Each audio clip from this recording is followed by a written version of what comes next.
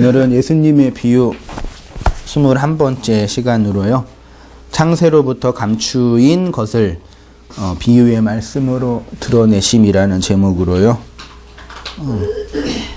말씀을 나누도록 할게요. 그 31절부터요. 제가 중간에 35절과 44절 사이에 거의 10절 되는 그 말씀을 편집을 했어요. 집에 가셔서 확인해 보시고요. 그 52절까지 그 예수님이 천국에 대해서 정의를 내리시는데, 제가 6가지 정도로 이렇게 정의를 한번 확인해 봤어요. 첫 번째는 천국은 겨자씨 한 알 같다라고 말씀하시고, 천국은 여자가 가루 서말 속에 갖다 넣어 전부 부풀게 한 누룩과 같다. 겨자씨, 누룩 다 그 농경 사회에서 이제 자주 인용되는 그 내용들을 그대로 예수님이 사용하고 계시죠. 그 다음에 천국은 밭에 감추인 보화와 같다. 그 다음에 천국은 좋은 진주를 구하는 장사와 같다. 그 다음에 바다에 치고 농업과 어업이네요. 각종 물고기를 모으는 그물과 같다. 그 다음에 6절에 제자된 서기관마다 마치 새 것과 옛 것을 그 곳간에서 내오는 집주인과 같다. 이렇게 6가지로 본문의 천국에 관한 비유를 정의 내릴 수 있고요. 오늘은 35절 가요. 그 다음에 44절 정도의 말씀을 중심으로 천국이 감추어져 있다라는 내용과, 그 다음에 이제 감추어진 내용을 뭘로 말씀하셨죠? 비유로 말씀하신 것에 대해서 같이 이제 상고하도록 하겠습니다. 35절에 보시면, 이는 선지자를 통하여 말씀하신 바 내가 입을 열어 비유로 말하고 창세로부터 감추인 것을 드러내리라 함을 이루려 하심이라. 선지자를 통하여 말씀하신 바, 이렇게 되어 있죠. 예수님의 말씀은 독자적이고 그 다음에 독창적인 것이 아니라 누구를 통해서요? 선지자를 통해서 말씀하신 그것을 입을 열어 이제 말씀하신다라고 표현되고 있어요. 이걸 원문으로 보면은 이렇게 이제 되어 있대요. 호레오, 디아호, 프로페테스, 아노이고, 엔 파라볼레, 스토마. 직역하면 그 선지자들을 통해서, 디아호, 프로페테스요. 그 다음에 이제 그 한글 성경에 말씀하신 바가 있죠. 말씀하신 바가 언어에는 없어요. 언어에는 이 말씀하신 바를 레오라는 단어로 번역을 했는데, 이게 말하다라는 의미가 있긴 있는데 직역을 하면 흐르다에 흐르다. 레오라는 단어가요, 흐르다, 흘러가다, 물이 흐르는 것. 그래서 이제 입을 열어 선지자를 통해서 호레오, 흘러나온 그것을 그 입으로 어떻게 말씀하셨냐? 비유 안에서, 엔 파라볼레예요. 파라볼레가 비유죠. 엔은 전치사 인이고, 비유 안에서 여러 아노이고 이루셨다. 좀 직역하면 어색한데요. 중요한 게 이제 그 입을 열어 선지자를 통하여 말씀하신 바, 이게 입을 열어 이제 비유로 말하고가 비유로 흐르다, 레오라는 단어를 사용하셨어요. 여기 흘러나온으로 번역된 단어가 레오인데요. 이게 이제 겉으로 일반적인 의미는 말하다예요. 그 헬라어의 말이라는 의미가 로고스, 로게오, 레오. 여기에서 이제 여러 가지 뜻이 아까 넘어져가지고 목이 이상해졌나? 넘어지셨어요? 좀 넘어졌 삐끗했는데. 넘어지셨구나. 갑자기 안. 그러니까 혼나셨구나. 예. 조심하세요. 아직 오지도 않는데. 예. 흐르는 거예요. 그래서 어디 있죠? 예. 흐르는 거, 그 레오. 그래서 말하다가요, 그 흐르다, 흘러가다, 또 관련돼 있어요. 말하는 거는 흐르는 거예요. 그렇게 이해하시면 돼요. 모든 생명의 근원은 근원과 성장은 물 안에서 물을 통해서 시작이 되는데 그 물이 흐르는 거죠. 물은 고여 있으면 죽고 흐르면 살아나죠. 아무리 더러운 물이라도요. 흐르면 뭐가 되는지 아세요? 정화돼요. 흐르면 정화돼요. 그러니까 안 흐르면 썩고 흐르면 정화돼요. 이게 되게 놀라운 자연의 신비예요. 물이 흘러야 돼요. 우리 몸도 80%가 물이잖아요. 네, 70인가 80인가 저 기억이 안 나는데 그래서 하나님의 말씀이 우리 안에서 물처럼 흘러야 그 말이 뭐가 된다고요? 생명이 돼요. 그 물은 고여 있을 수 없어요. 말씀도 고여 있을 수 없어요. 말씀은 물 같은 생명이기 때문에 흘러가요. 내 안에서 흐르고 내 밖에서 흘러야 합니다. 몸이 아프거나 골골한 사람은 몸의 순환이 잘 안 됩니다. 순환이 안 되면 생명력이 약화됩니다. 이 자리에 말씀을 듣기 오셨는데 이 말이 우리 안에서 여러분 안에서 순환되어야 되고요. 그래야 말이 생명이 되고 그냥 앉아있고 지적인 정보로 들으면 복음과 아무런 관련이 없는 지식이 된다. 정보가 된다. 지식이라는 게 되게 아이러니하죠.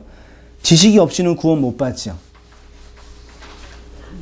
그렇죠. 지식 없이는 구원 못 받아. 그리스도를 아는 지식, 하나님을 아는 지식이 없이는 구원 못 받아요. 근데 이제 지식으로만 구원받지 못해요. 그래서 지식을 통해서 진리에 이르고 진리에 이르는 지식은 어떻게 돼요? 잊어버려요. 그렇게 되는 것 같아요. 그래서 그 지식을 통해서 진리에 이르면 그 지식은 옛날 게 되니까 삭제가 되는 거예요. 그래서 나이가 드시면 어떤 병에 걸리셔요?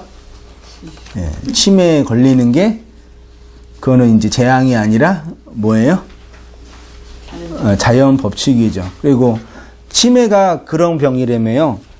그 과거에 즐거웠던 거는 기억하고 상처받았던 거, 아파했던 것들은 잊어버리고. 그래서 어렸을 때 좋았을 때로 돌아가는 병이 이제 치매라고. 본인은 되게 행복한데 이제 누가 고통받아요?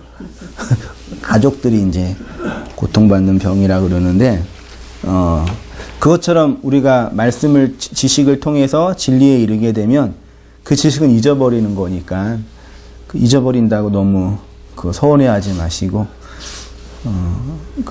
잊어버리고 또 배우고는 있지만 아무튼 뭐 그렇습니다. 지적인 정보를 이해하고 받아들인 다음에 생명으로 흐르면 된다. 그 말씀을 드리고 싶어요. 진리가 생명으로 내 안에서 흐르면 밖으로 흘러나옵니다. 그것을 전도라고 하고 구제라고 하고 나눔이라고 할 수가 있고요. 선지자를 통해 흘러나온 그 진리의 말씀을 선지자의 원형이신 예수님이 말하고 있고요.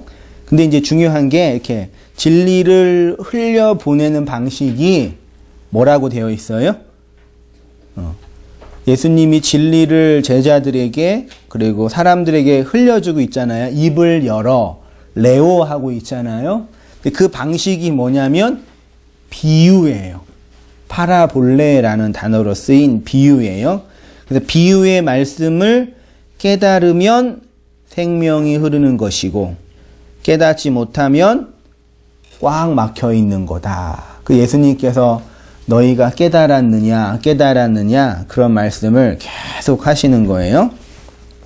그 다음에 이 비유의 말씀을 이제 흐르게 하기 위해서 말씀하기 위해서 하신 내용이 앞에 보면은 선지자를 통하여 말씀하신 바 내가 입을 열어 비유로 말하고 비유로 말하는 것의 내용과 목적이 뭐냐면 창세로부터 감추인 것을 뭐하기 위해서요?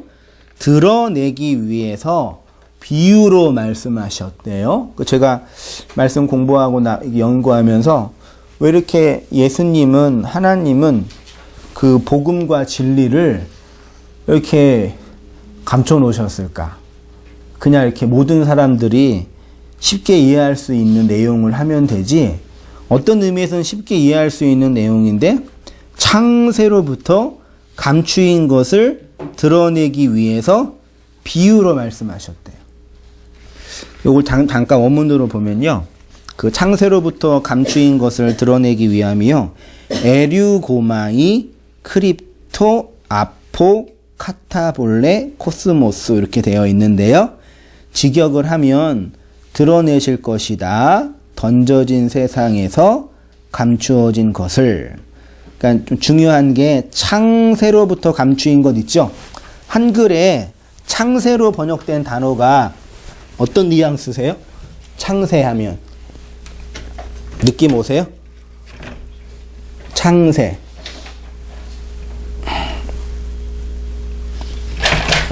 창세.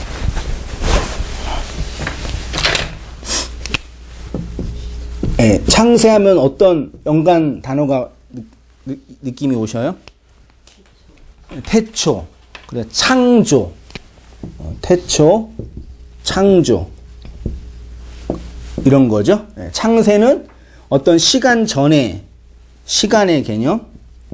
그런 개념이죠. 예, 창세. 이 창과 세가 있잖아요. 이 창이라는 단어가 헬라어로 보니까 어떻게 돼? 이 카타볼레예요. 좀 어렵지 않으면 들어보세요. 재미있어요. 창이라는 단어가 카타볼레고요. 세라는 단어가 뭐예요? 코스모스예요. 코스모스는 많이 이제 들어보셨죠. 코스모스는 율법의 세상, 하나님께서 순서와 차서와 시간 간격으로 던져놓은 세상이 코스모스 세고요. 창은 카타볼레. 아까 비유가 뭐라 그랬어요? 헬라어로 파라볼레. 파라는 어디 옆이고요. 볼레는 던지다예요. 발레오라는 단어에서 왔거든요. 그래서 파라볼레 비유는요, 옆으로 던져놓는 게 그 비유의 의미고, 카타는요, 어디 그 아래예요, 아래. 그러니까 카타볼레 코스모스는, 카타볼레는 아래로 던지다 그 뜻이고, 코스모스는 세상이에요. 그러면 창세라는 단어의 뜻이 뭐냐면 아래로 던져진 세상. 그게 창세예요. 그러니까 창세 전에 하면은 아래로 던져진 세상이 있기 전에. 그래서 제가 시간 개념을 할 때 하나님의 초월을 의미하는 뭐가 있어요? 묵시 혹은 영원과 이 역사와 현실이 있다 그랬잖아요. 이거 세상이라 그러고. 그래서 카타볼레 창세는 하나님이 이 세상을 던져지는 이 세상 코스모스가 있기 전에 그런 개념이에요. 그래서 한번 읽어볼게요. 창세로 번역된 카타볼레 코스모스는, 카타볼레는 아래로 던져진, 그래서 유래한 단어로 시작, 기초, 창설을이란 뜻이고요. 하나님께서 이 세상을 창조했다라는 단어 속에는 아래의 세상으로 던지셨다, 그런 뜻이 있고요. 코스모스로 번역된 세는 질서로 꾸며진 세상이에요.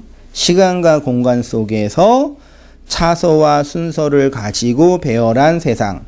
차서와 순서를 가지고 배열된 세상을 우리가 율법이라고 흔히 이제 말해요.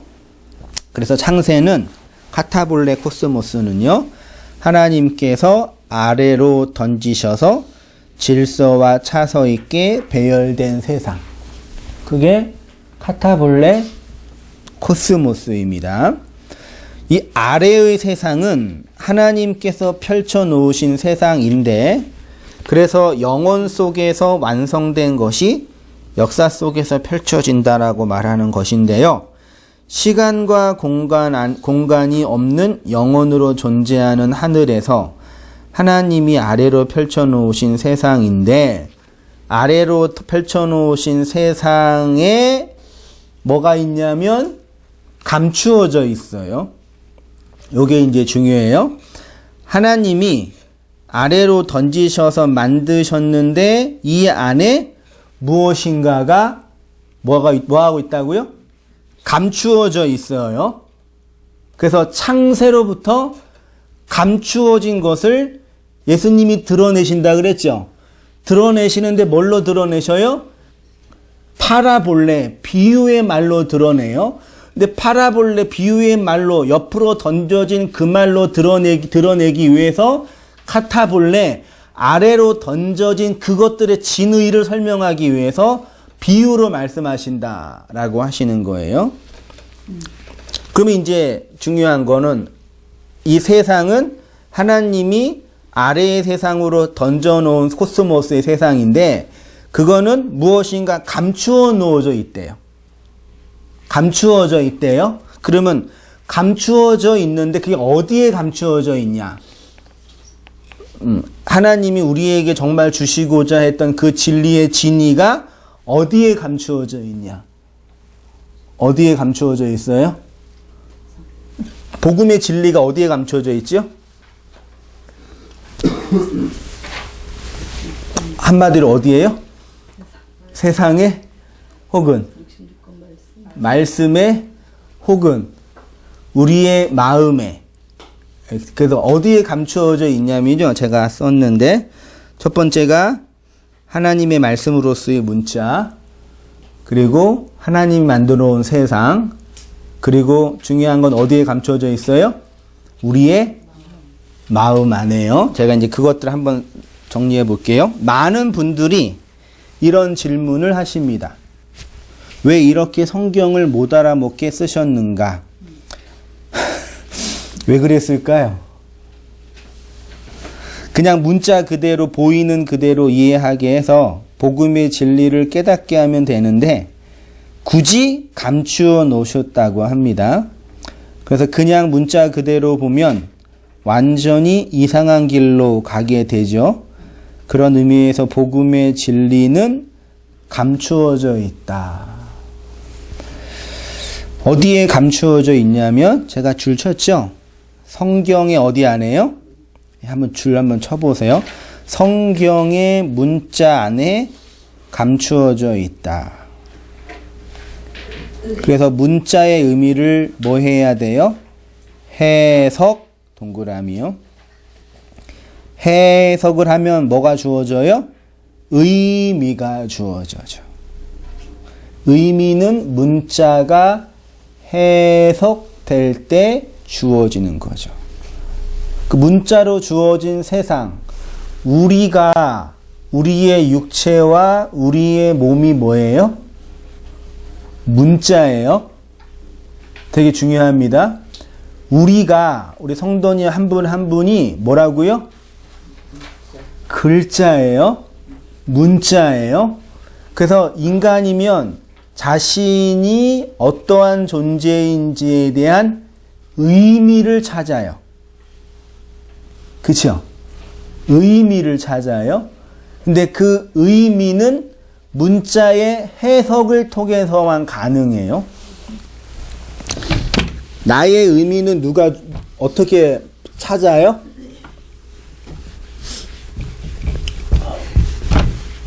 제가 설교 준비하고 나서요. 오늘 설날인데 설교 되게 어렵게 나타내서 대충 할 걸 그런 얘기 들었는데 간단하게 좋은 얘기하고 끝내면 되는데 하거나 본문이 그래서 어쩔 수 없어요. 나의 의미. 여기 지금 저만 더운 건가요? 저 안 더워요. 안 더워요? 집사님? 나만 덥나? 좀 더워요. 그렇죠? 예. 나의 의미는 어디서 찾아요? 문자. 예. 나의 의미에서 예, 우리 성도님 각자, 우리 권사님, 김 권사님의 의미 어디서 찾으세요? 말. 말에서. 이 의미는 누가 줘요? 나는 어떤 존재냐, 나는 무엇이냐 할 때 나를 누가 정의해 줘요? 내가. 우리 김태숙이라는 이름은 누가 정의했어요? 이름 누가 지셨어요, 권사님? 70여 년 전에. 그쵸? 그 뭐냐 이름 지을 때 아빠 내 이름 김태숙으로 지으시라고 우리 상의한 적 있으세요? 그러면 나의 의견과 나의 선택과 아무 상관없이 그냥 아버지가 너는 이제부터 김태숙이 하시고 그래서 태어나자마자 난 그냥 김태숙이 된 거예요. 원하지도 않았고 기대하지도 않았는데 그냥 주어진 거예요. 그걸 좋은 말로는 아버지의 사랑이고 나쁜 말로는 뭐예요? 그걸 억압이라 그래요. 이만한 테두리 안에 김태숙이라는 테두리 안에 우리 권사님의 그 존재, 권사라고 부를 수 없는 우리 권사님 할 수 없는 집어넣는 거예요. 그래서 아버지에 의해서 정의가 내려진 거죠. 그렇죠? 그 권사라는 정의는 누가 줬어요? 네. 그 교회는 뭐예요? 교회? 네. 나. 그럼 나가 나한테 권사를 한 거예요? 어떤 이 종교 단체에서 권사님 한 거죠? 그러면 여자라는 거는 사회가 집어넣는 거죠? 그러니까 다 나라는 존재에 대한 정의는 내가 스스로 못 내리고 밖에서 이렇게 주어지는 거예요.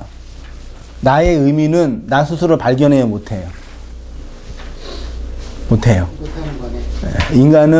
인간은 태어날 때부터 죽을 때까지 나의 의미는 나로 발견을 했어요. 그래서 스스로 나의 의미를 찾아가는 사람들은 답을 못 구해요. 나는 너에 의해서 결정돼요. 이게 되게 의미심장한 표현이에요. 그러니까 의미라는 건 나의 개인적인 것으로 못 찾는 거예요. 됐죠? 근데 하나님이 우리를 뭘로 주셨냐, 뭘로 이 세상에 던지셨냐면 문자로 던졌어요. 글자로요. 알레프터, 베이트, 김멜, 달렛 해가지고 문자로 넣어주셨다니까. 그러면 문자의 의미는 뭐 할 때 들어온다고요? 해석할 때. 됐죠? 그러면 해석이 되고 의미가 주어지면 문자가 어떻게 되냐? 제가 어떻게 표현했냐면요. 보세요. 복음의 진리는 감추어져 있고요. 그 복음의 진리는 성경이라는 문자 안에 감추어져 있어요. 그리고 문자는 해석이 될 때 의미가 주어지고요. 의미가 주어지면 문자의 진짜 의미, 그 문자 자체는 어떻게 되어져요? 제가 깨진다라고 표현했어요. 그래서 문자가 깨질 때 의미가 나온다. 그러면 나의 의미는 나라는 존재가 뭐 할 때요? 깨질 때. 내가 부정될 때. 내가 죽어질 때 의미가 나온다. 그래서 그 문자로 오신 진짜 그 예수님이 깨어지셔야지만 그 문자가 가지고 있는 진짜 의미가 드러나는 거예요. 예수님이 뭘로 오셨어요? 말씀으로 오셨잖아요. 말씀은 글자예요. 글자는 문자고요. 문자는 의미를 주는 기호예요. 그게 우리의 모습이라고요. 보세요. 우리가 함께 배우고 나누고 있는 이러한 묵시 복음은 문자의 겉 의미를 깨는 것에서부터 시작이 됩니다. 하나님, 창조, 예수님, 마귀, 구원, 천국, 교회, 안식, 자유, 진리. 이런 류의 문자의 의미가 무엇인지 알 수 있죠. 그 천국이라는 그 문자가 있잖아요. 말씀을 들으시고 나서 천국이 가지고 있는 그 의미 값이 어떻게 되셨어요? 맨 처음에? 안 권사님? 깨졌잖아요. 그쵸? 그럼 옛날에 그러면 죽어서 가는 그 천국은 그 뭐야? 그 깨진 거예요, 그게요. 그 깨져서 진짜 천국이 주어진 거예요.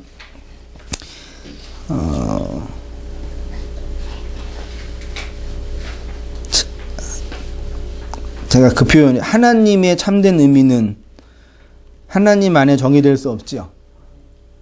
한성민의 참된 의미는 한성민 안에 정의될 수 없죠.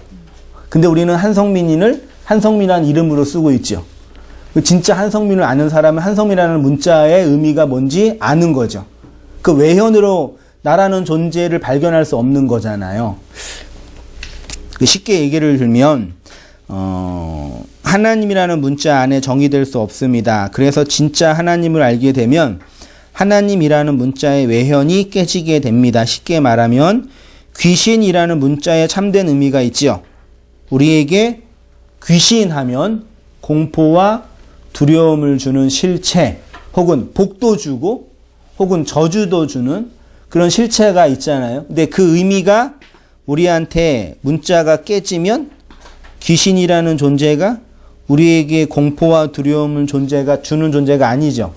그게 귀신의 문자가 깨졌다라고 제가 표현을 하는 거예요. 어떤 의미인지 좀 이해되셔야 제가 뭘 말하고 싶은지 아시겠어요? 아시겠어요? 자, 밑에 한번 볼게요. 그렇게 진리는 문자 안에 감추어져 있습니다.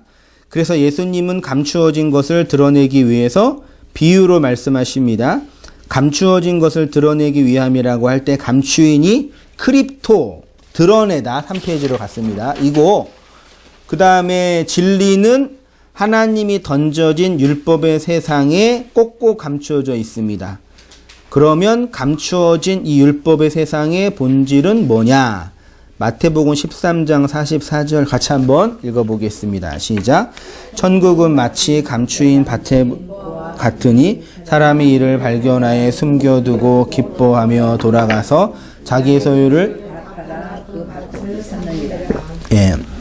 그 천국은 감추어진 보화래요. 그래서 이 사람이 발견한 후에 숨겨두고 돌아가서 자기 소유를 다 팔았어요. 그러면 이제 천국이 밭에 감추어진 보화라고 할 때 그 밭이 무엇냐? 혹은 어디냐? 천국이 감추어져 있는 이 밭, 세상, 율법은 우리 밖에 있는 객관적인 세상이 아니라 우리 안에 있는 주관적인 세상입니다. 쉽게 말하면 진리는 어디 안에 감추어져 있어요? 우리 안에 있어요. 예수님도 천국은 여기 있다, 저기 있다 하지 말고 너희 안에 있느니라 그랬죠? 천국이 우리 안에 감추어져 있는데 그걸 못 봐요. 뭘로요? 편견 때문에, 전통 때문에, 자기 욕망 때문에, 자기 감정, 자기 행위, 자기의, 죄책감, 자기 방어, 기타 등등의 이런 것들로 꽁꽁 감추어져 있어서 못 봐요. 한마디로 말하면 율법의 가시밭이라고 표현을 했어요. 자기 욕망의 노예로 살아가는 삶이라고 합니다. 그래서 여기 44절에 밭에 감추인 보화이기 때문에 그것들 발견하면 뭐라 그러냐면 자기 소유를 다 팔아 그 밭을 산다고 표현해 있죠. 율법으로 포장된 페르소나, 그 가면에 자기를 팔지 못하니까 보화를 얻지 못한다. 그러나 반대편으로 생각하면 보화를 자기 안에서 발견하지 못하기 때문에 자기의 밭을 팔지 못한다. 쉽게 말하면요, 천국의 보화를 발견하면 자기의 밭을 뭐예요? 다 팔아요. 그러니까 우리가 이렇게 노력하고 애쓰면 보화가 얻는다 이런 개념이 아니라 보화가 우리에게 주어지면 율법의 밭, 율법으로 나를 포장하는 그 페르소나적 가면들을 다 팔아요. 그래서 하나님 앞에 발가 벗겨진 그 존재가 되는 거예요. 그걸 뭐라 그런다고요? 그걸 천국이라 그런다. 감추어진 보화라고 한다고요. 끝에 보시면 다 이해되실 거예요. 그 다음에 이것을 다른 말로 하면 우리 안에 있는 진리를 못 보는 이유는 자기 욕망의 노예로 살기 때문입니다. 그래서 이제 실제적으로 인간의 개별적 욕망과 그 감정들을 삭제하면 누구나 그 안에 있는 진리를 볼 수 있거든요. 근데 이게 되게 어려워요. 어떤 의미에서는요. 근데 성도 안에 이게 일어나요. 완벽하게 일어나지는 않지만 어느 정도 일어나요. 그 일을 어떻게 하셨냐? 예수님이 어떻게 해요? 입을 열어. 그러니까 이런 말씀을 드리면 제가 이제 우리 지체들이나 상담을 하면서 소위 말해 이제 왜요? 안 보이세요? 그러니까 소위 말해 정신병 혹은 조현병, 정신질환 혹은 이제 그런 병적 증상은 아니더라도 그런 증상에 유하는 감정의 기복, 조증, 우울증 이런 이렇게 감정의 그런 정신의 다양한 감정의 변화가 있는 이 사람들과 얘기를 하면요. 어떤 느낌이 드냐면 이 사람이 막 말을 하잖아요. 근데 이게 다 감정의 내용들이에요. 어떻게 얘기를 하냐면 그 감정을 따라 계속 연결돼요. 그러니까 자기 감정 1, 감정 2, 감정 3, 4, 4 다 연결해서 얘기를 다 들어보면은 객관적인 사실이긴 하지만 본질은 뭐예요? 내 감정, 내 느낌, 내가 바라본 세상에 대한 표현, 요걸로만 움직여요. 그래서 그것 때문에 아픈 것 같아요. 이건 제가 느낀 거예요. 그러니까 인간이라는 존재는 무슨 말을 하고 행동을 하는데 궁극적으로 자기 감정을 따라 막 왔다 갔다 움직여져요. 그래서 어떤 느낌이 드냐면 자기 감정과 자기 욕망으로 자기를 감추고 있는 거예요. 이게 좀 이해되셔야 돼요. 그래서 그 안에 있는 그 본질을 못 보게 해요. 그 제가 율법의 페르소나 가면이라고 표현하는 거예요. 근데 복음과 진리가 우리 안에 떨어지면요. 어떤 일이 벌어져요? 내 욕망으로 감추었던 나의 이것들이 어떻게 돼요? 깨져요. 폭로돼요. 이게 드러나는 거예요. 내 모습의 현실을 직시하게 되는 거예요. 그걸 누가 하시냐면 예수님이 입을 열어 가르치신다고 표현하고 있는 거예요. 이제 보세요. 마태복음 4장 4절에 예수께서 대답하여 가라사대 기록되었으되 사람이 떡으로만 살 것이 아니요 하나님의 뭐요? 입으로 나오는 모든 말씀 입을 열어 가르쳐 가라사대. 마태복음 3장 16절 보세요. 예수께서 세례를 받으시고 곧 물에서 올라오실새 하늘이 뭐하고요?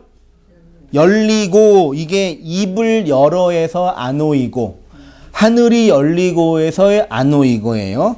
마태복음 9장 28절에 예수께서 집에 들어가심에 맹인들이 그에게 나아오거늘 예수께서 이르시되 내가 능히 이 일을 할 줄을 믿느냐 대답하되 주여 그러하오리다니 이에 예수께서 그들의 눈을 만지시며 이르시되 너희 믿음대로 되리라 하시니 그 눈들이 뭐예요? 밝아진지라가요 열리고 아노이고예요. 누가복음 1장 64절 이에 그의 입이 뭐하고요? 열리고 혀가 풀리며 사도행전 26장 18절에요. 그 눈을 뜨게 하여 아노이고 열어서 어두움에서 빛으로 골로새 4장 3절이요. 또한 우리를 위하여 기도하되 하나님이 전도할 문을 우리에게 뭐예요? 열어주사 아노이고예요. 모든 인간은 어머니의 아래의 입에서 육체로 태어납니다. 율법 아래서 태어났다는 것이고요. 그렇게 아래의 입으로 태어난 인간은 하늘의 입, 하나님의 입으로 나온 모든 말씀으로 가르침을 받아야 진짜 생명이 됩니다. 그렇게 예수님의 입이 열려야 하나님의 말씀이 나오는 것이고 그 하늘의 말로 우리가 하늘이 되는 것이고요. 예수님이 세례를 받으실 때 하늘이 열렸다고 했는데 이게 하늘이 찢어지는 거예요. 하늘이 찢어져야지 거기에서 생명이 떨어지는 거죠. 다시 말해 하나님이 죽어 성령이 아래로 임하여 아래에 있는 우리가 하늘의 생명을 담은 자가 됩니다. 그러면 예수님이 입이 열려서 예수님이 죽으셔서 그 생명이 우리에게 떨어질 때 우리도 열리는 거죠. 우리도 찢어지는 거죠. 네. 이렇게 예수님의 입이 열려야 우리 안에 감추어진 것이 드러납니다. 쉽게 말해 하늘이 찢어져 생명이 나오게 되고 우리의 마음이 찢어져 그 생명이 들어오는 것입니다. 그런 의미에서 우리가 신앙생활에서 경험하는 것은 문자 안에서 세상 안에서 우리 안에서 감추어져 있는 것이 하나하나 드러나는 경험을 하게 됩니다. 마태복음 13장 44절 다시 볼게요. 천국은 마치 밭에 감추어진 보화와 같으니 사람들이 이를 발견하여 숨겨두고 기뻐하여 돌아가서 자기 소유를 다 팔아 그 밭을 샀느니라. 앞절로 한번 보면요. 선지자를 통하여 말씀하신 바 내가 입을 열어 비유로 말하고 창세로부터 감추인 것을 드러내리라 함을 이루려 하심이라. 그러면 생각해 보십시오. 감추어진 것이 드러난 것이 무엇이냐?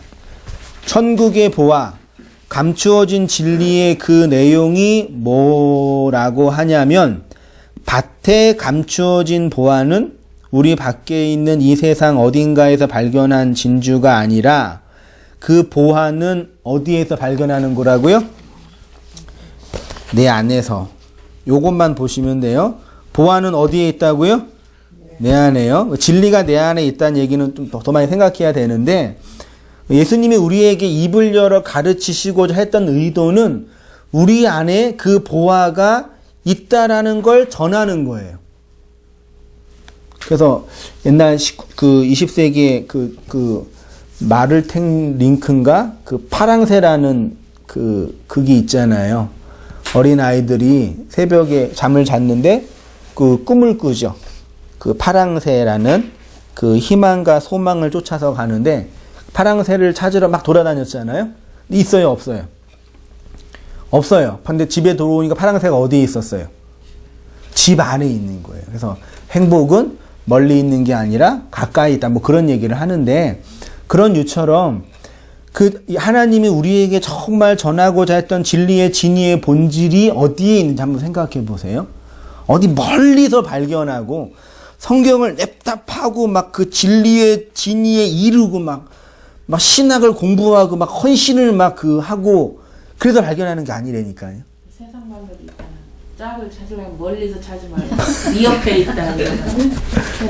잘 다 잘 찾으셨죠? 맞아요. 네. 진짜 세상 말에 무슨 참 신랑은 근처에. 이번 드라마를 보다 보니까 왕을 본 자는 죽는다. 또 그러는데 말씀에서도 또 하나님을 본 자는 죽는다.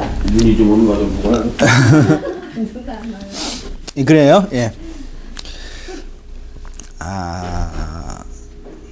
하나님은 우리 안에 숨겨 놓으셨어요. 내가 하나님께 숨겨 놓은 것이 있다는 것은 율법 뒤에 숨어 있다는 것입니다. 그러면 예수님이 창세로부터 감추어 놓은 그 보화의 내용은 무엇이냐? 내가 율법 뒤에 숨어 있다는 그 나의 본질을 발견하는 거죠. 창세기 3장 8절이요. 그들이 날이 서늘할 때에 동산에 거니시는 여호와 하나님의 음성을 듣고 아담과 그 아내가 여호와 하나님의 낯을 피하여 동산 나무 사이에 뭐 했어요? 숨은지라. 가로되 내가 동산에서 하나님의 소리를 듣고 내가 뭐 했으므로요? 벗었으므로 두려워하여 숨었나이다. 그러면 동산 나무는 선악과예요. 선악과는 율법이고요. 페르소나고요. 자기 욕망이고요. 자기 감정이에요. 거기에 숨어서 내가 벗었다라는 거, 그거를 자각한 거예요. 우리 한번 이거는 안건사님 한번 읽어주시겠어요? 율법 뒤에 숨어 두려워하며. 선악과 먹은 모든 아담 군상들은 선악 욕망 아래서 자기 욕망의 노예로 살고 있기 때문에 그들은 본능적으로 하나님께 발박되기를 죽는 것보다 싫어합니다. 그래서 선악과로 상징되는 율법 뒤에 숨는 것입니다. 죄책감과 자기 방어, 기제를 잘 사용하여 모든 책임을 회피합니다. 그의 삶은 자기 욕망만 채우며 살아가는 자기 욕망의 괴물이 된다는 것입니다. 예수님은 이렇게 율법 뒤에 숨어있는 나를 드러내십니다. 우리에게 비유를 던지셔서 이 세상으로 던져진 우리의 본질을 드러내십니다. 네, 그 예수님이 비유를 던지셔서 결국 드러내고자 한 거는 내가 내 욕망과 내 선악과 뒤에 숨어 있는 마귀이고 아담이고 죄인이라는 걸 폭로하는 거죠. 근데 그거는 예수님의 비유를 깨달은 자에게만 이해되는 거예요. 이해되시죠? 예수님이 뭘 던지셨어요. 던졌는데 그게 뻥 터졌잖아요. 그게 뻥 터지면 내가 어떠한 존재인지가 드러나는 거예요. 그거는 하나님께 선택받은 하나님의 백성에게만 경험되는 그 무엇이에요. 근데 그게 없는 사람은 뻥 터졌는데 그 효과가 나한테 일어나지 않은 거예요. 이렇게 우리의 본질을 드러나게 하시는 것은 우리가 죄인이고 먼지이고 없음임을 자각하는 데만 머무르게 하는 것이 목적이 아니라 기독교 신앙에서 가장 중요한 것 중에 하나가 자기 깨어짐, 자기 부정, 자기 해체, 십자가를 지는 삶인데, 그런데 이렇게 자기 부정과 자기 깨어짐을 자기 학대와 자기 자학으로 이해하는 분들이 있어요. 나는 먼지이다, 나는 없음이다, 나는 십자가를 지고 주님을 쫓아간다. 이것은 나는 내가 없음이다, 내가 땅이다라는 걸 자각하는 게 중요한 게 아니라, 물론 그것도 중요하죠. 그 자각을 통해서 본질적으로 내가 하나님의 생명을 담아서 열매를 내야 할 존재라는 거죠. 근데 어떤 분들은 자기 부정과 자기 깨어짐을 자기 학대와 자기 자학으로 이해하는 분들이 있다니까요. 나는 없습니다. 그런 거를 다나소스의 죽음이다 이렇게 생각. 네, 내가 죽어야 돼요. 죽는 이유가 뭐예요? 세상만 갖기. 살려고요. 진짜 살려고 죽는 거라니까요. 그러니까 그동안에 내가 가졌던 율법적 선악과나 뭐 자기 생각, 내 감정 네. 이러한 것들이 죽어지는 게 그게 자기 부인하는 내 생각이 없어지는 전의 삶의 율법에서 벗어나서 네. 인정하는 거. 그러니까 이 표현이 참 어려워요. 예를 들어서 제가 이제 예를 들어서 담배 피면서 설교를 했어요. 예를 들어서 멋지죠. 우리 집사님 최고. 근데 이제 어떤 분은 집사님처럼 하지 않고 어떻게 목사가 담배 피면서 설교하냐 그런단 말이에요. 그럼 제가 뭐라 그래요? 왜 당신은 당신의 생각을 날 비판하냐? 그러면 이제 그렇게 얘기할 수 있잖아요. 근데 그러면 만약에 권사님이 저한테 왜 목사님 담배 피면서 설교해? 그러면 제가 아니 권사님 그건 권사님의 생각을 날 비판하는 거 그러면은 둘 다 두 개의 생각이 싸우는 거잖아요. 권사님도 권사님의 생각으로 저를 비판하는 거고 저도 저의 생각으로 권사님 비판하는 거죠. 담배 피고 설교하는 목사를 뭐라고 할 수 있는 거죠. 어떤 의미에서는. 둘 다 자기 생각이 어떤 의미에서는요. 그러니까 내 생각이 죽는다라고 할 때 이게 정말 그게 뭔지 아셔야 돼요. 아 진짜 한번 해보세요. 저 담배 별로 안 좋아해요. 피고 안 피고의 문제가 아니라 별로 좋아하질 않아요. 목사님 담배 피고 하셔도 네. 아무 상관. 피고 하면 안 되죠. 우리나라 물론 여기 유럽이나 뭐 딴 데는 뭐라 안 그럴 텐데 우리나라에서는 하지 않는 거. 보기 안 좋죠. 근데 그런 율법적인 판단이 아니라 내가 내 생각으로 뭘 판단하고 할 때 내 생각이 없어진다는 그 개념이 정말 뭔지 잘 모른다니까요, 우리가요. 잘 한번 생각해 보세요. 내가 죽는다. 내 감정이 없어진다. 내 욕망이 깨트려진다. 이게 정말 뭔지 한번 사람 생각을 하지 말라고 하는데 그 말 자체가 사람 생각인 거죠. 왜 당신은 사람 생각은 날 비난해요? 그럴 때 그 말 자체가 사람 생각으로 그 사람을 비난하는 거죠. 그러니까 뭐가 죽어야 돼요. 내가 죽어야 되는데 내가 죽는다는 그 개념이 한번 뭔지 잘 이렇게 생각해 보세요. 성질 죽이는 게 아니고. 예, 성질 죽이는 거랑 상관이 없어요. 근데 또 죽으셔야지 또 안 죽으면 또 혈관도 터지고. 죽었다 그러면 성질 죽이는 줄 알고 저 사람 죽었다는데 왜 저렇게 생길까? 이렇게 오해하는 거예요. 나이 좀 자시고 좀 인생 사시면 또 죽어지시잖아요. 예. 그런 거랑 아무 상관 없어요. 그런 이제 생물학적인 변화죠. 예, 우리가 나이가 자라면 말이 안 되네. 나이가 들면. 성질도 죽이려면 힘든데 이거는 영적인 거잖아. 이게 다른 차원이에요, 진짜요. 하나님의 그 말씀이 우리 안에서 뭔가 이루어내는 어떤 차원이 있다니까요. 예. 그거는 그걸 제가 가능한 한 자세하게 바르게 설명하고 싶은데 저도 아직 미천한지라 충분히 하지 못한 부분이 항상 느껴져요. 항상 말하고 나면 답답함이 항상 그래서 저도 있어요. 그래서. 알게 하시는 거나 하나님. 그렇죠. 그냥 아세요. 그러면 좋겠어요. 저도 그냥 그거 있잖아요. 그거요. 이거 하세요. 그러면 좋겠어. 저도. 연구해서 될 것 같으면 니네들 공부 열심히 하고 연구해서 네. 하나님 나라 천국 이루어라 이랬을 텐데 그런 말씀 안 하시잖아. 그러니까 이제 오늘은 자기 부정과 자기 깨어짐과 자기 학대와 자기 자학을 같은 걸로 보면 안 돼요. 네, 자기 학대와 자기 자학을 넘어서야 돼요. 나를 존중해야 돼요. 예? 나 사랑해야 되고 나 귀하게 여겨야 돼요. 임신한 여자가 자기 몸 귀하게 여기잖아요. 아무거나 안 먹고 조심한 데 다니고 조심하셔야 돼요. 나는 없음이고 먼지이고 나는 어차피 인생은 없어지는 거고 깨트려지는 거니까 뭐 다 없어지는 거니까 그런 거 아니에요. 제가 나는 먼지이고 없음이고 허무라는 것을 알았다는 것에만 머물러 있어서는 안 됩니다. 하나님이 우리가 땅이요 흙이라는 것을 가르치시는 이유는 땅이고 흙인 우리에게 하늘의 생명을 건네주기 위함입니다. 좋은 땅 만드셔서 30배, 60배, 100배 열매를 내게 하기 위함입니다. 중요한 것은 열매이지 땅이 아닙니다. 밭에 감추어진 보화가 그런 의미입니다.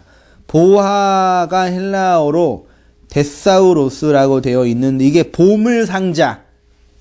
예수님이 태어날 때 동방 박사들이 어디에서 뭘 꺼냈죠? 향유 옥합이죠. 그게 보물상자예요. 그게 데사우로스예요. 그래서 이게 헬라어를 보니까요. 금고, 돈 같은 거, 그 다음에 곡간, 양식, 귀한 물건을 저장하는 상자 혹은 곡간. 그러니까 이 데사우로스는 귀한 것을 보관한 곳이에요. 그게 보물 상자예요. 근데 그거를 보화라고 번역을 했어요. 보화랑 보물 상자는 다르죠. 개념이 달라요. 데사우로스는 귀한 재물이나 식량을 보관하는 장소, 상자, 금고. 우리의 마음 안에 이러한 보화가 숨겨져 있습니다. 이것이 자기 욕망이라는 가시밭에 막혀 있어서 아무도 보지 못합니다. 고대 시대에 만다교 같은 영지주의 문헌들을 보면요. 이 데사우로스는 영혼이 생겨나서 구원을 경험한 후 되돌아가는 생명과 빛의 보고와 보아라는 개념이 있었다고 해요. 인간의 영혼과 생명이 보관된 금고, 보물상자를 데사우로스라고 해요. 그래서 성경도 그리스도의 영을 받은 성도를 뭐라 그래요? 보물, 보화, 양식이라고 해요. 그래서 이런 성경을 한번 보세요. 우리가 하나님의 영을 받고 진리를 받고 생명을 받고 양식을 담지한 자로서 하나님의 뭐라고요? 보물이에요. 네.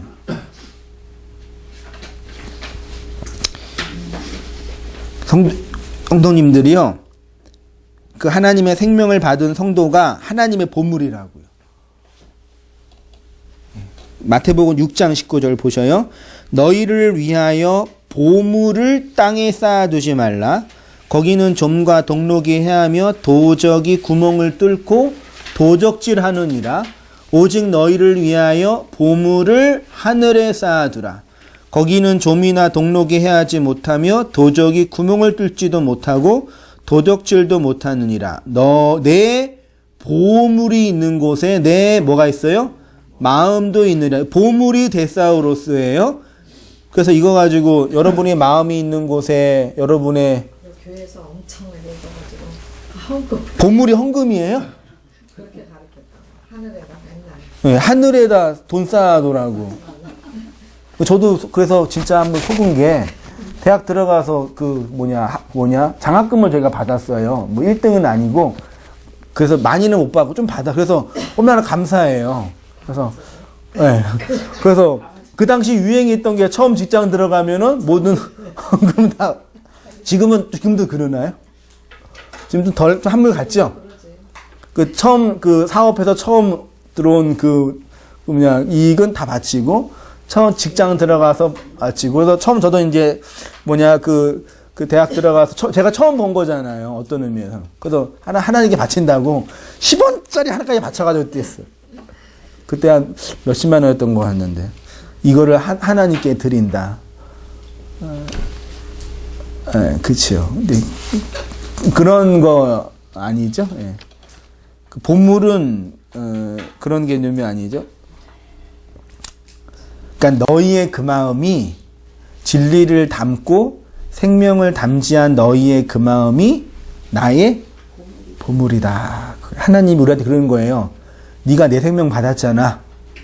그럼 네가 내 보물이다. 그런 거예요. 부모들도 세상 부모, 육신의 부모들도 자식 네가 내 보물이야. 그렇죠. 데사우로스 양식이 있는 진리가 내 보물이다. 그거 알라고 그 비유로 던져 놓은 건데 그거를 이상한 말로 이렇게 막 바꿔 놓는 거죠. 그럼 이건 다 아시죠? 예. 근데 여러분이 내가 하나님의 보물이라고 말을 듣는 거랑 내 안에 그 생명을 담아서 율법의 선악구조나 세상 안에서 보물이 되는 과정은 또 다른 차원이에요. 또 다른 영역이라니까요. 마태복음 19장 21절이요. 예수께서 가라사대 내가 온전하고자 할지인데 가서 소유를 팔아 가난한 자들을 줘. 이 소유는 율법의 소유예요. 하나님이 아래의 세상으로 던져놓은 율법 그거요.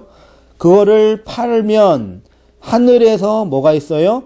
보화가 내게 있느니라. 그 보화가 이 세상의 율법의 선악구조와 페르소나를 팔게 한다. 그 뜻이겠죠. 보물은 데사우로스는 어디에 쌓아두어야 하냐면 하늘에 쌓아두어야 합니다. 하늘은 진리가 된 성도 자신이고 교회의 현실입니다. 그리스도의 영을 받고 진리의 양식이 있는 성도가 보물이 있는 하늘입니다. 이걸 읽고요. 그냥 세뇌를 당하세요, 그냥. 우리 담비한테 항상 이렇게 옆에 있으면 제가 그 막내딸이니까 뭐라 그래요? 아, 예쁘다. 너는 왜 이렇게 예쁘냐? 너는 정말 예쁘다. 막 날 그래요. 근데 실제로 이렇게 객관적으로 보면, 이 설교 들으면 안 좋아할 수 있는데, 객관적으로, 순수하게 객관적으로 보면, 그렇게 예쁘지 않거든요? 내 딸이니까 예쁘잖아요. 그래서 맨날 엄마가 맨날 예쁘다, 맨날 그러니까, 지가 어떤지 알아요? 진짜 지가 예쁜지 안 되니까요. 지가 공주인지 알고, 그래서 집에서 공주짓을 해요. 막 뭐 시키고 막. 그게 세뇌당하는 거잖아요. 어떤 의미에서는 그런 세뇌가 성도에게 필요하지 않을까 생각이 들 때가 있어요. 하도 우리가, 어떤 의미에서요. 하나님이 우리를, 넌 나의 보물이고, 나의 진리와 나의 생명을 이 세상 어디에도 그 빛이 없는데, 하나님의 백성과 성도에게만 그 빛이 있잖아요. 우리가 그 빛을 담았다니까요. 그게 어떻게 사셔야 돼요? 잘 사셔야 돼요. 네? 몸 조심하시고 좋은 거 드시고 빙판길 조심하시고 넘어지시면 안 되시고 네? 그렇게 소중한 보물이 이 세상에 그 빛과 그 생명을 담은 존재는 성도뿐이 없어요. 성경도 아니라니까요. 성경 문자 이게 무슨 의미가 있어요, 이게요. 그게 해석이 안 되는데. 성도가 그 성경을 읽고 해석을 해야 돼요, 세상에게. 이거 진짜 얼마나 중요한 건데요. 성경 백낭파야피라 이걸 읽고 요것의 의미가 뭔지 아무도 모른다니까요. 그 누구가 태어나서 하나님의 아들이 나타나서 이것의 진위가 뭔지를 전할 사람을 기다린다 그러잖아요. 그 성도라니까요. 여러분 한 사람. 저도 한 사람이고 여러분도 우리 성도님도 마찬가지예요. 그 나이 뭐 남녀노소의 문제가 아니라 이 땅에 살아있는 존재라면 그렇게 되는 거예요. 그래서 그러니까 뭐요? 우리는 이렇게 하면 이렇게 막 많은 이렇게 사람이 모여야지만 네. 진짜 거기에 진리가 뭐가 있는 것 같은데 저번 주에 목사님이 그 말씀하신 것 중에 하나가 진짜 와 닿은 게 뭐가 있냐면 진짜 마음을 나눌 수 있는 친구 한 사람이면 족하다. 네. 1차적으로 이제 그게 그 한 사람이 그 한 사람이 하나인데 그 우주라니까요. 그러니까요. 그러니까 제가 이 사람을 제가 연구하잖아요. 그 우주예요, 우주 진짜. 우리 맨날 쏘가 좀 많아야지 되는 거야. 막 사람이 많이. 아니 그러니까 한두 사람 있으면 하나님 거기 안 계신 거야. 그러니까 이 한 사람이 온 우, 그러니까 이거 제가 지금 개척 초기에 개척하고 성경 공부할 때 제가 깨달았더니 이게 놀랍지 않나요? 제 스스로 한 사람 성경 공부하는데요. 이게 한 사람이 온 세상이라니까요.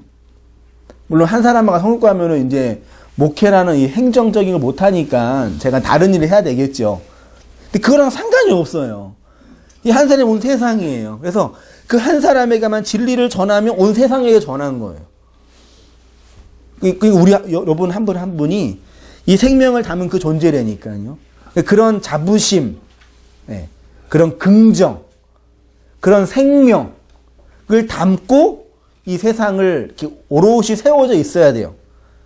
물론 살아가는 게, 이 험한 세상 살아가는 게 만만치 않잖아요. 또 죽음에 대한 공포, 경제적인 위협, 질병에 대한 두려움, 이런 게 있으니까요. 그거예요. 그 보물이 있는 곳에 무엇이 있냐면 마음이 있지요. 그러면 우리가 하나님의 보물이니까 하나님의 그 마음인 거죠. 그렇죠? 하나님 우리를 보면서 내 마음을 담은 너희. 그러니까 하나님 우리를 친구라고 여겨주는 거죠. 우리 한 사람을 보면서요. 보물이 있으면 마음이 있는 거고요. 율법의 소유를 다 팔아 산 그 보물이 없으면 마음이 없는 겁니다. 그래서 율법을 팔아야지만 하나님의 그 마음이 주어지는 거예요. 그 제가 이렇게 다 느끼는 거예요. 불신자랑 얘기하면요. 혹은 정신적으로 좀 힘든 사람과 얘기하면요. 어떤 느낌이 드냐면 마음이 안 보여요. 그 사람의 그 마음의 그 본질이 뭔지 모르겠어요. 그러니까 다 벗기면 마지막 하나 그 생명이 있어야 되잖아요. 그 강아지는 없지요. 강아지랑 친하게 지내고 사랑하고 막 해도 그 강아지랑 교제가 불가능하잖아요. 마음이 없으니까요. 성도에게만 그 마음은 하나님의 그 마음이 있다니까요. 그래서 그 마음이 없는 존재를 그냥 껍데기라고 하는 거예요. 성경이 그런 존재를 뭐라 그러냐면 짐승. 그냥 짐승이 아니라 이성이 없는 짐승. 알로고스. 알은 아니다고요. 로고스는 로고, 로게오, 레오, 말하다, 흐르다, 생명이 흐르다 그 뜻이에요. 말이 있으면 생명이 있는 거고 생명이 있으면 흐르는 거예요. 그래서 로고스, 로게오, 레오. 그래서 같은 말을 하다가 호몰로게오잖아요. 시인하다. 같은 말을 하다. 같은 마음을 나누다. 네. 우리가 가지고 있는 율법의 페르소나가 다 벗겨지면 남는 게 없지요. 아무것도 없지요. 하나님의 본물이 아니니까. 마음이 없는 거죠. 마음이 없으니까 자기 욕망에 끌려다니는 뭐가 돼요? 짐승이 되는 거예요.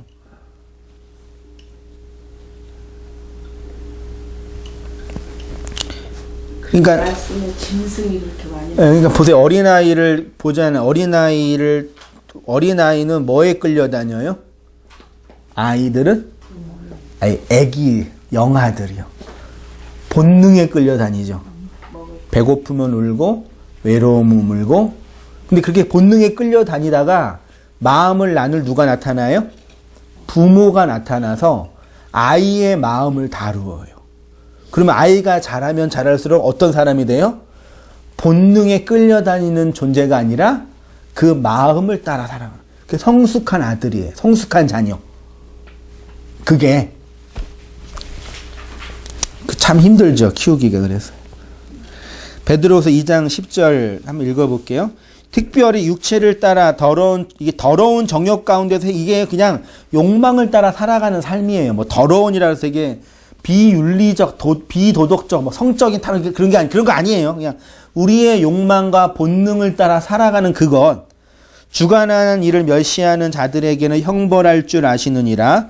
이들은 당돌하고 자긍하며 떨지 않고 영광 있는 자들을 비방하거니와 더 큰 힘과 능력을 가진 천사들도 주 앞에서 그들을 거슬려 비방하는 고발을 하지 않으니라. 그러나 이 사람들은 본래 잡혀 죽기 위하여 난 이성 없는 짐승 같아서 그 알지 못하는 것을 비방하고 그들의 멸망 가운데서 멸망을 당하며 불의의 값으로 불의를 당하며 낮에 즐기고 노는 것을 기쁘게 여기는 자들이니 점과 흠이라. 너희와 함께 연애할 때 그들의 속임수로 즐기고 놀며 음심이 가득한 눈을 가지고 범죄하기를 그치지 아니하고 굳세지 못한 영혼들을 유혹하며 탐욕에 연관된 마음을 가진 자들이니 저주의 자식이니라. 이건 뭐 거짓 선지자들이 사람들을 홀기는 그런 내용이니까 본질은 그거예요. 마음이 없어서 육체의 욕망과 선악구주의 그 욕망으로 세상을 다 판단하는 거예요. 그게 이성 없는 짐승이래요. 아래로 던져진 질서와 차서로 배열된 세상, 즉 율법의 진의가 무엇인지 모르니까 이것이 자기 것인지 알고 자기 욕망을 위해서 장사하는 자들이 있죠. 마태복음 21장 12절이요. 예수께서 성전에서 들어가사 성전 안에서 매매하는 모든 자를 내쫓으시며 돈 바꾸는 자들의 상과 비둘기 파는 자들의 의자를 둘러 엎으시고. 성전에서 뭐예요? 성전에서 뭐 해야 돼요? 성전의 진의를 깨닫고 그 성전을 무너뜨려야 되죠. 맞잖아요. 율법의 옛 성전을 주신 이유는 요거를 무너뜨리고 이것을 건네준 하나님의 그 마음과 그 진의를 니네 마음으로 알라고 옛 성전을 주셨잖아요. 근데 율법 안에 갇혀있는, 자기 욕망에 갇혀있는 자들은요, 그 성전 안에서 장사한다고요. 매매한다고요. 그것이 자기 건지 알고 자기 욕망을 판다고요. 그래서 예수님이 나쁘다고 한 거예요. 그냥 예배당 안에서 장사하는 걸 뭐라 그러는 게 아니라요. 율법의 옛 성전의 진의가 무엇인지 모르니까 그 성전 안에서 열심히 장사하여 자기 의의를 파는 자들이 예수님이 공격했던 자들입니다. 우리의 교회의 현실도 예수님의 당대와 똑같죠. 아래로 던져진 질서와 차서로 배열된 세상, 옛성전, 그것의 의미가 무엇인지 모르니까 그 안에서 그거를 무너뜨릴 생각은 안 하고 열심히 포장하고 치장하는 거예요. 그들에겐 하늘의 보화가 없는 거예요. 하늘의 보화가 되지 못하고 영이 없고 양식이 없는 거죠.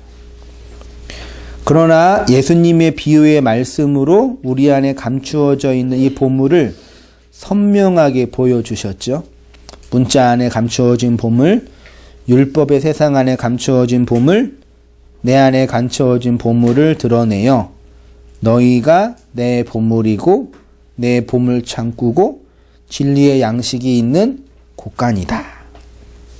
여러분이 하나님의 뭐예요? 네, 보물이에요.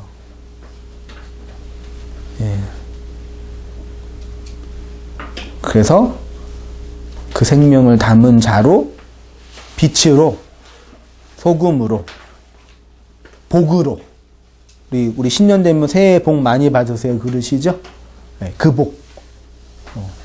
세상이 만들어낸 성공하세요, 대박나세요, 행복하세요, 건강하세요. 그런 거 말고요. 그거 있으면 뭐 좋지요. 예, 힘든데 위로가 되고. 근데 세상은 점점 더 각박해지잖아요.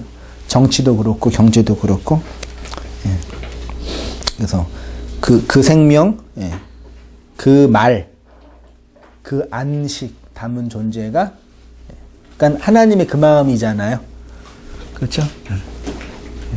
그 우리 성도님들 한 분 한 분이 하나님의 보물이고 하나님의 그 양식이고 하나님의 그 마음이죠. 그래서 제가 이렇게 말씀을 가지고 하나님의 그 마음을 이렇게 전하니까 그 마음 뭔지 아시죠? 모르시면 다시 그 아셔야 돼. 그 사람은 그 속에서만 안식할 수 있습니다. 그래서 올해가 이제 그 음력으로는 정유년이죠. 새해 첫날 첫 주인데 작년에 했던 거 똑같이 할 거고 작년에 일어났던 거 똑같이 일어날 터인데 그렇지만 또 그 생명으로 새로운 삶이 됐으면 좋겠습니다. 부르시는 그날까지 그 생명과 그 마음으로 하나님의 그 마음 나누는 자로 잘 계시고 살아가셨으면 좋겠습니다. 제가 기도할게요.